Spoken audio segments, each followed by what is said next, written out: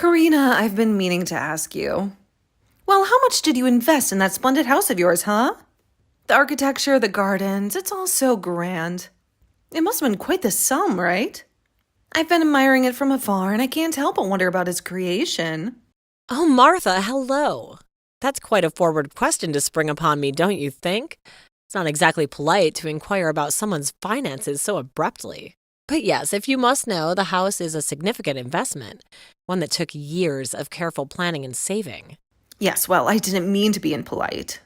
It's just that, I've been considering my own living situation lately. And besides, it's not as if I'm asking about a stranger's house, right? We're practically family.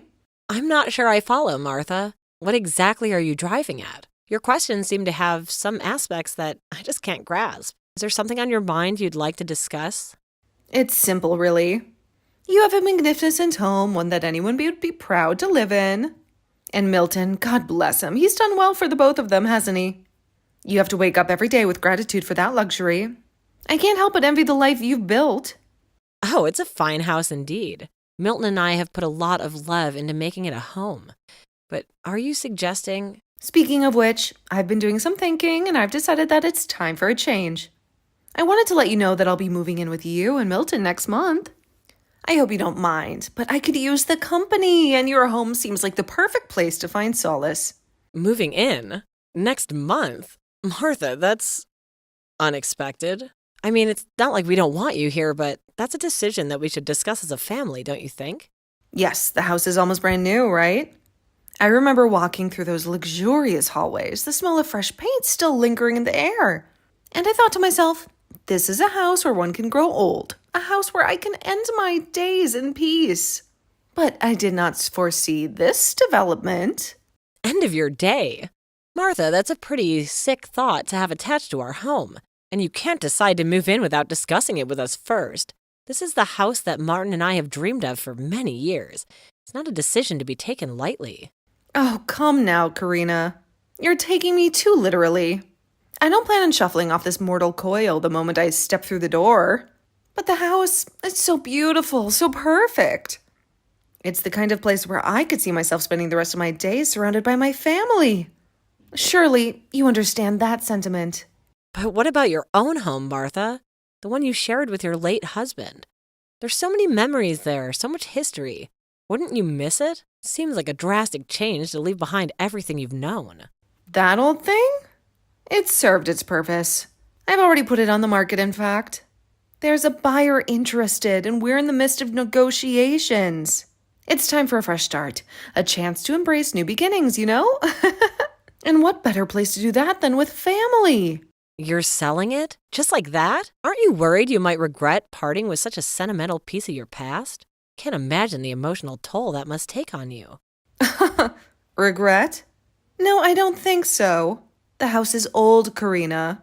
It's full of memories, yes, but it's also full of problems. It needs work, a lot of work. I thought about passing it down to Carl and his wife, but they have their own lives to lead. It's easier to sell it to someone who can give it the care it needs.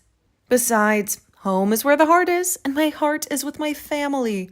I suppose that's practical, but still feels a bit cold to talk about your family home as if it's just another transaction. Your memories, your history, it's all tied to that house. Be that as it may, it's the reality of the situation.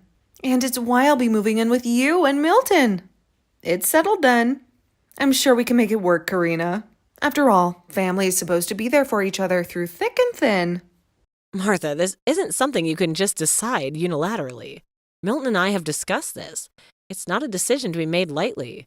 We'll need to sit down and have a proper conversation about it before any plans are set in stone. And of course, I'll need a comfortable space.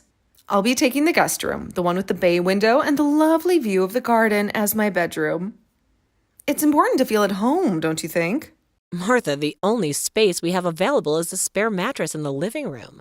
We weren't planning on having a permanent house guest. It's not exactly the most comfortable arrangement, but it's all we can offer at the moment. Oh, no, that won't do at all.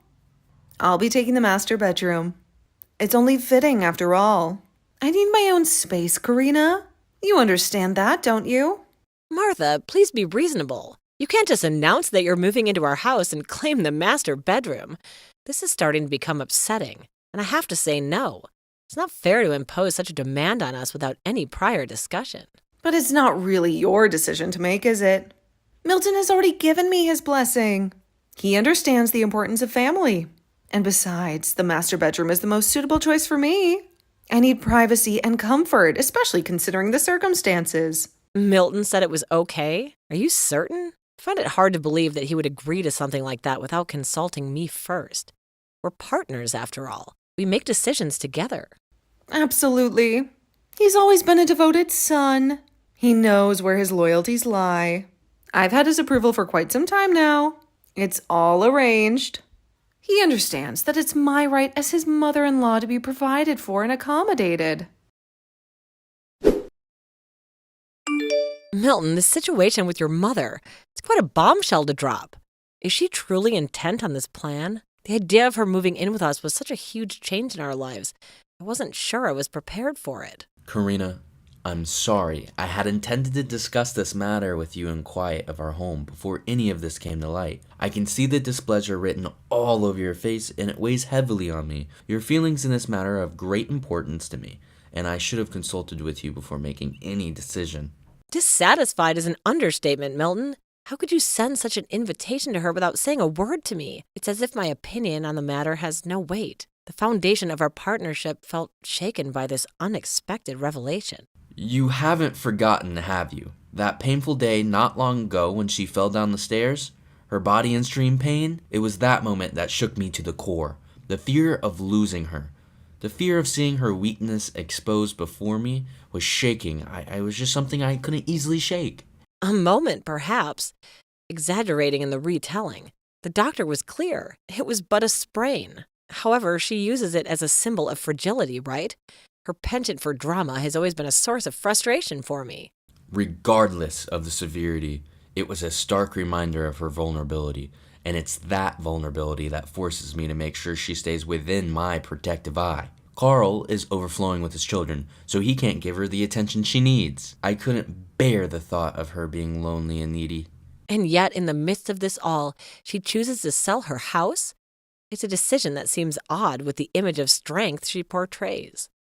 The sale of the house is a triviality in the grand scheme. It is important that we provide shelter for her.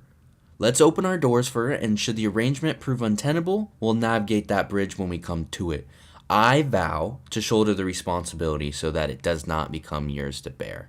Your comfort and happiness are the most important to me. But Milton, this arrangement has already cast a shadow over our plans. We envisioned a fresh start, just the two of us. And now that vision is clouded with uncertainty. I'm struggling to find my footing in this sudden shift. It's left me reeling. Our dreams seem to be slipping away from us. Hearing you upset is tough for me. I really wish things could be different, but as the oldest, I've got a lot to shoulder. Dad's passing left a big hole, and the quiet in Mom's house, it's just too much for her. It's not only about what I should do, it's about making sure she doesn't feel so alone. Above all, Karina, I want to build a life with you. A life where we're both happy and at peace. I want nothing more to build a future with you, Karina. One where we both find solace and fulfillment. Milton, your kindness hasn't gone unnoticed. It's one of the many reasons I love you. But sometimes trying to do the right thing can put us in some tough spots. I won't block your mom for finding comfort, but we need to be conscious. Our relationship is precious. We need to protect it. Let's work through this together so it doesn't pull us apart. Your understanding means everything to me. I promise to always consider your feelings as we figure this out. I am so grateful for your support. Let's stick together and face this as a team, with our love as our guide. Karina, tell me, when do you plan to pack your bags and leave, huh? I can't stand having you around anymore. It's time for you to find somewhere else to live, you know. Excuse me? I'm not sure I understand. You do know this is my house, right? The one at the foundation of all my dreams and memories. Oh, I'm well aware. It's quite lovely indeed. But your presence here, it's like a stain on a perfect painting, rooting the whole ambiance for me. It's as if I can't breathe freely in my own home with you around. Is that right? Ruining your experience? Is that supposed to be a joke? Because I'm not laughing. This is my home, Martha. My safe place. This is no joke, Karina. I'm dead serious right now. I've been thinking about why this place doesn't feel like mine. And I realized it's because you're here, an unwanted guest. Someone who doesn't belong here, disrupting the peace I deserve. Oh my God. What did you just say? An unwanted guest? I'm sorry, but you're sorely wrong. This house isn't yours, it's mine. I've worked tirelessly to create a haven for myself, and now you come in here and try and strip it away from me. Anyways, I thought long and hard and realized that the reason it didn't feel like my house was because there was some outsider that I didn't want living here. It's time for you to leave, Karina. I cannot bear to share this space any longer. An outsider? Is that how you're referring to yourself now? Because you have no real claim to this house? Don't get smart with me, young woman. I'm clearly talking about you right now. That is why I want you to leave. It's time for you to go, to leave my house and never come back to this house. You're no longer welcome here. You can't be serious right now. After everything I've poured into this home, you think you could just dismiss me like that? Anyway, I already changed the locks on all the doors. Your key won't even work to get you inside the house anymore. Do you understand? I'm taking back control of what is rightfully mine. You did what? You changed the locks? Without talking to me? That's outrageous. Yes, the locks, Karina. Your key won't even work to get you inside the house anymore. Do you understand? It's time for you to face the facts and move on. You have to be kidding me right now. In fact, this better be some kind of sick joke, or else I'm about to get really upset with you. This is not how you handle disagreements, Martha. You can't simply lock me out of my own home. And just what do you think you have the right to be getting upset about? After all, the only reason that you're living in such a nice place is because my sweet little Milton pays for everything and that you live here. You would do best not to forget your real place in all of this, so don't even bother coming home. Do you understand me? It's Milton's name on the mortgage. So no matter how you look at it, you are the outsider here with no claim on this place. All right, then go ahead and get out then. If you're so convinced you have the right to this house, then prove it. Leave and never return. What do you mean by that? You can't possibly expect me to leave my own son's home. I mean, that if anyone's the outsider here, it's most definitely you, Martha. You're the one who doesn't belong. No, don't try and fight this. It is obviously you. This house belongs to Milton, and I am Milton's mother. You're the outsider. Look, Martha, I don't know where you got your information from, but this house belongs to me. All the documents are in my name, do you understand? This house is legally mine, and morally. What are you even talking about now? This is absurd. Okay, let's start from the beginning. Do you know that Milton works under me at my company? You know that, don't you? I built it myself, and I don't appreciate your disrespect. The company that you created? What are you talking about? Milton works for a living just like any responsible adult. He doesn't need your charity. I'm pretty sure we already went over this 3 years ago when we got married. I honestly have no idea why you're acting like this is news to you. But anyways, this house belongs to me, and I want the outsider that's been living here out. I just want to be clear. I'm of course talking about you. So please get a grip and get out of my house. You're a liar. You honestly think I'm going to believe any of this? You think you can fool me into thinking that you have your own company? I mean, you're just a woman. That's not a woman's job. Martha, do you even hear yourself? Times have changed. Nobody thinks like that anymore. And I'll have you know that more than half of my staff are employed at my company and they're women. I married Milton because I like the person he is. And I don't use my position to advance his career or prioritize him when it comes to work. I pay my workers fairly for their work, man or woman. And though you might hate to hear it, I make a lot more than Milton does. This house is a testament to my hard work and my success. Wait a second. So then you really do own this house? Yes, that's what I've been trying to explain to you. So you see how ridiculous it is for you to think you can barge in here and kick me out of my own home. No, I promise it wasn't that. This whole thing is just one big misunderstanding. I never meant to cause you any distress, Karina. Let's sit down and talk this out like adults. It isn't. In fact, this is the perfect chance for me to do something I've wanted to do for a long time. Now please leave my house. It's time for me to reclaim the peace and tranquility that has been disturbed by your presence. Wait, Karina, hold on for just 1 second. Isn't this a bit much? I mean, we're family after all. Can't we find some common ground? What's a bit much? Do you think you're the only one upset of having to share this house with an outsider? I mean, those are your own words, aren't they? Well, I've been upset about having to share my home with a certain outsider named Martha. And it's not just about you anymore. It's about reclaiming my sanctuary. But Milton told me it was okay if I came to live here, and he would never let you kick me out. After all, his love for me is much bigger than it is for you. Surely he wouldn't allow this. Actually, I was talking to Milton on the phone not that long ago. And yes, you're right. He was very upset. But not for the reasons you think. He's upset because he's finally realized the toll your presence is taking on our relationship. See, I told you that you could never kick me out without losing him. When you first moved here, Milton and I made the agreement that if there were problems that arose from you living here, that we would do what I thought was best for the situation. And after explaining to him about you, it seems your doting son has finally lost the patience that he once had for you. This isn't just about me, Martha. It's about what's best for Milton and me as well. You're not saying what I think you're saying, are you? You can't possibly mean. I'm afraid I am. It's time for you to face the consequences of your actions. You can't honestly intend to just cast me out and leave me to fend for myself, can you? We're family, Karina. Surely you have some compassion left in you.